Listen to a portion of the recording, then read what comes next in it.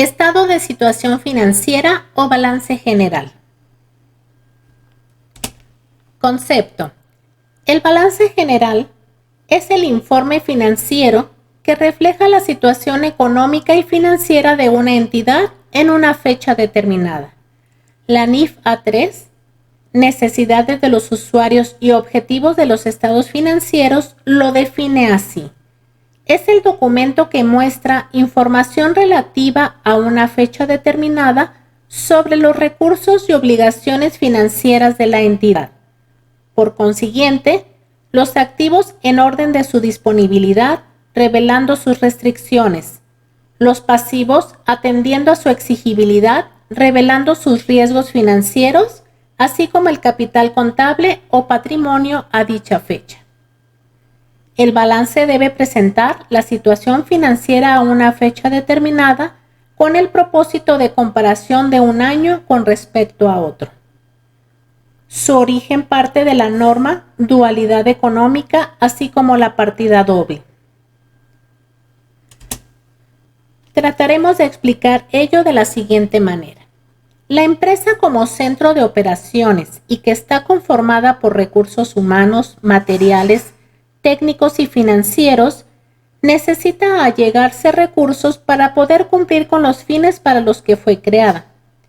Es por ello que como primeras adquisiciones, generalmente se consideran las aportaciones de los propietarios o accionistas, tales como recursos financieros, dinero en efectivo o inversiones, mercancías o algunos otros bienes fijos que servirán para realizar dichas operaciones. A estas aportaciones se les considera como fuente de procedencia propias, ya que se consolidan como parte del patrimonio o capital de la entidad.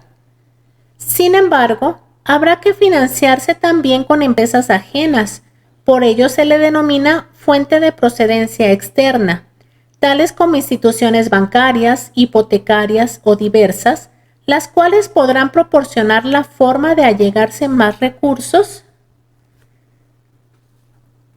como mercancías, equipos y todo lo que haga falta para cubrir las necesidades inmediatas y futuras de la empresa. El equilibrio que debe mantenerse entre los recursos y sus fuentes de procedencia es la base de la teoría contable llamada partida doble, y es justamente en la dualidad económica donde se genera el fundamento que da razón al proceso de contabilidad. De ahí se forja la esencia de los registros contables, donde por una parte tendremos los activos, lado izquierdo, y por el otro los pasivos y capital, lado derecho. En la imagen que estamos viendo precisamente, tenemos a la entidad económica dividida en dos partes. Por una, todos los recursos que necesita para llevar a cabo sus objetivos, como mercancías, efectivo, mobiliario, papelería, equipo de transporte, edificios, terrenos, propaganda, deudores diversos, clientes, equipo de cómputo, otros recursos. Y por el otro, la fuente de donde se obtienen dichos recursos, que es el patrimonio y el endeudamiento. El balance general deberá ser consistente en este sentido, para mantener ese equilibrio tan necesario en la elaboración de la información financiera. Asimismo, la cuenta T mantiene ese mismo origen, que no es más que la representación de una hoja dividida por la mitad y en donde se mantiene el mismo concepto de origen de los recursos y su fuente de procedencia, o sea, la dualidad económica. Así en esta imagen tenemos en el mismo sentido como la empresa, en el lado izquierdo, los recursos, es decir, los activos representados por bienes y derechos, y en la mano derecha tenemos las fuentes de donde proceden esos recursos, que pueden ser propias, es decir, el patrimonio o el capital, o ajenas, que son los pasivos, el endeudamiento, el financiamiento, etc. En la siguiente imagen podemos observar cómo permanece la idea de que por una parte están los bienes o derechos de la entidad, que en contabilidad denominaremos activos, y por el otro están las fuentes de donde proceden los mismos, internos o externos, llamados pasivos y capital. Elementos que lo integran. La estructura principal del balance general es activo, pasivo y capital, donde activo son todos aquellos bienes de los que dispone la entidad económica para llevar a cabo todas sus operaciones y que le van a dar la sustancia, por lo que deben de ser reconocidos plenamente en los registros contables. Los elementos principales de activo son los siguientes. Circulantes, atendiendo a la rapidez con que se puedan convertir en efectivo.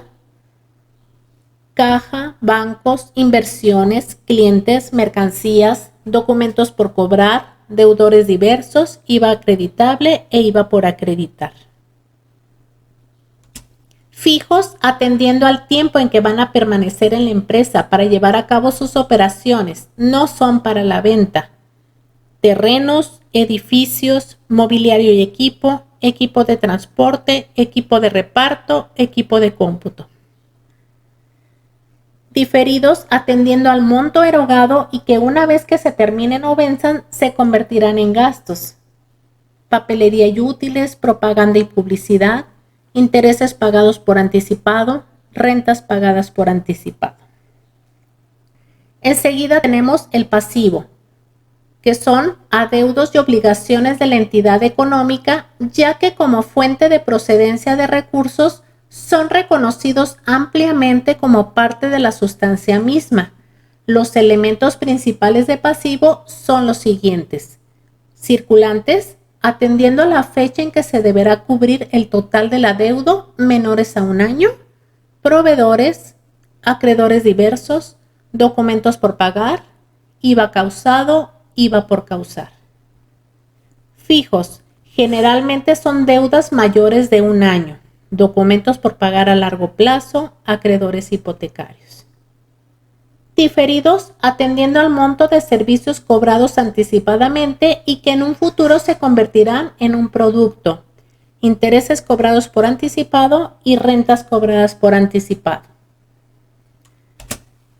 El capital contable es el patrimonio de la entidad económica y se conforma de las aportaciones de los propietarios, fuente propia, más los resultados de operación, transacciones, transformaciones internas y otros eventos, y de igual manera deben ser reconocidas ampliamente como parte de la sustancia.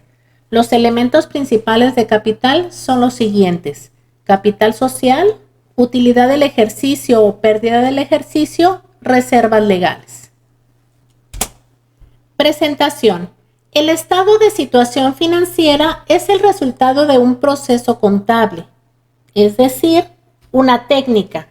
Partiendo del hecho de que las técnicas son herramientas que facilitan el trabajo del ser humano y de que éstas se deben modificar conforme los avances tecnológicos van haciendo obsoletas las técnicas anteriores, debemos considerar que el balance general se debe presentar atendiendo a esa razón.